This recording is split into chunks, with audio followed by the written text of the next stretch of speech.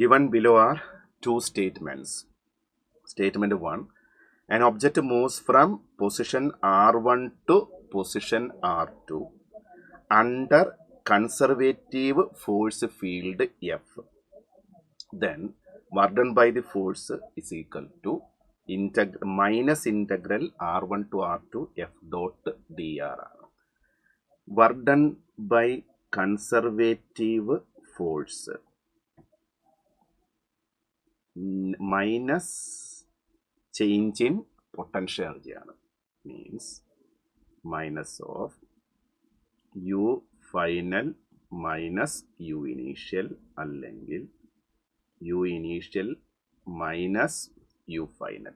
ശരിയല്ലേ?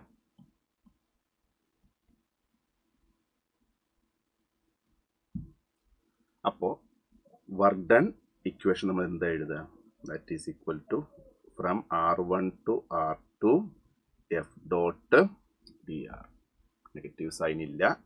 അപ്പോൾ ഈ സ്റ്റേറ്റ്മെന്റ് തെറ്റ്. Okay. Statement number 2. Any object moving from one location to another location can follow infinite number of path. ശരിയല്ലേ? ഇപ്പം നമ്മുടെ രണ്ട് ഡെസ്റ്റിനേഷൻ പോയിന്റുകൾ തമ്മിൽ നമുക്ക് എത്ര പാത്തും പോസിബിൾ ആണ്. Infinite number. അതാണ് നമ്മൾ ഡിസ്റ്റൻസ് എന്നുള്ള കൺസെപ്റ്റും ഡിസ്പ്ലേസ്മെന്റ് തമ്മിലുള്ള കൺസെപ്റ്റും പറയുമ്പോൾ distance can have many values എന്നാണ്, അല്ലെങ്കിൽ ഇൻഫിനിറ്റ് നമ്പർ ഓഫ് വാല്യൂസ് ആണ്. But displacement is single valued. ഡിസ്പ്ലേസ്മെന്റിന് ഒരൊറ്റ വാല്യൂ ഉള്ളൂ. ഓക്കെ, അതേ കൺസെപ്റ്റാണ്. ഇപ്പോൾ ഇവിടെ അപ്പറഞ്ഞ സ്റ്റേറ്റ്മെന്റ് കറക്റ്റ്.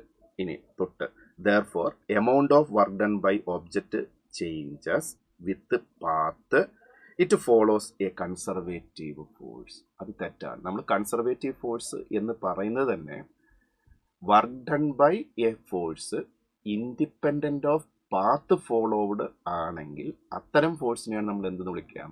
കൺസർവേറ്റീവ് ഫോഴ്സ് എന്ന് വിളിക്കുക. ഇവിടെ എന്ത് പറഞ്ഞിട്ടുണ്ട്?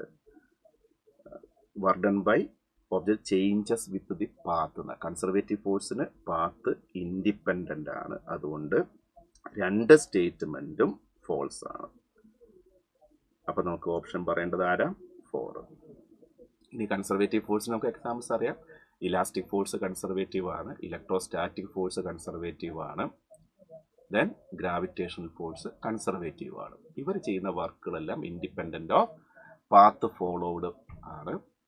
അതുപോലെ നോൺ കൺസർവേറ്റീവ് ഫോഴ്സ്, അതിന് നമുക്ക് മറ്റൊരു പേരും കൂടെ വിളിക്കാം, ഡിസിപ്പേറ്റീവ് ഫോഴ്സ്. ഓക്കെ, അപ്പം നോൺ കൺസർവേറ്റീവ് ഫോഴ്സ് ചെയ്യുന്ന വർക്ക് പാത്തിനെ ഡിപ്പെൻഡ് ചെയ്യും ഷുവർലി. കാരണം നോൺ കൺസർവേറ്റീവിന് ബെസ്റ്റ് എക്സാമ്പിളാണ് ഫ്രിക്ഷനും വിസ്കോസിറ്റി. ഫ്രിക്ഷണൽ ഫോഴ്സ് സർഫസിൻ്റെ നേച്ചർ ഓഫ് സർഫസിനെ ഡിപ്പെൻഡ് ചെയ്യുന്ന. അപ്പോൾ പാത്ത് മാറുമ്പോൾ സർഫസിൻ്റെ നേച്ചർ മാറും, സ്വാഭാവികമായിട്ടും വർക്ക് ഡണ്ണും വ്യത്യാസം ഉണ്ടാകും. ഓക്കെ, അപ്പോൾ ഇതാണ്